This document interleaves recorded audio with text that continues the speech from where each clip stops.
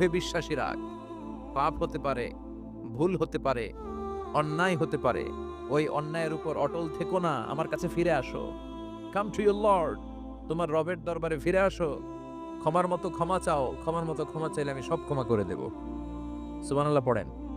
রব্বুল আলামিন বলেন, ইয়া আইয়ুহাল্লাযীনা আমানু তুবু ইলাল্লাহি তাওবাতান নাসুহা। ও বিশ্বাসীরা, ভুল করেছো, অন্যায় করেছো, পাপ করেছো, জুলুম করেছো, আমার কাছে ফিরে আসো, ক্ষমা চাও।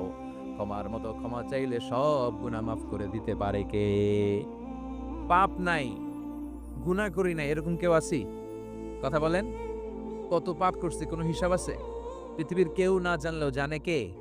পৃথিবী না জানুক আমি তো জানি, আমি কি পাপ করেছি হায়।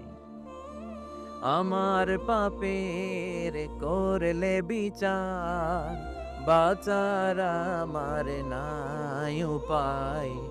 দয়াময় প্রভু মাফ করো আমায়, মাফ করো আমায়। পড়েন আমিন। আমাদের পাপগুলো ক্ষমা করে কে? চিল্লায় বলেন কে? আল্লাহ ডাকে বলে, গোলাম আমি হলাম গাফিরুয যামব কাবিলুত তাওব। আমার কাজ হলো ক্ষমা করা, আমার কাজ হলো তওবা কবুল করা। শয়তানের কাজ হলো ওয়াসওয়াসা দেওয়া, আমাদেরকে ভুল পথে নিয়ে যাওয়া। আর আমাদের কাজ হলো ভুল করে ফেলা, আল্লাহর কাজ হলো ভুলগুলো মাফ করে দেয়া।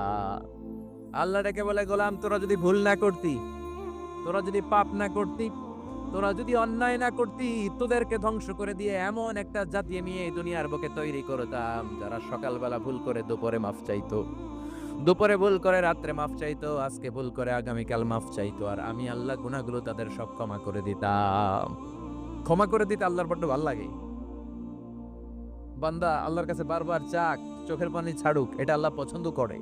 চোখের পানির যে কত পাওয়ার আপনি কল্পনাই করতে পারবেন না। অনুশোচনার চোখের পানি, চোখ বেয়ে নাকের ডগা পেয়ে জমিনে পড়ার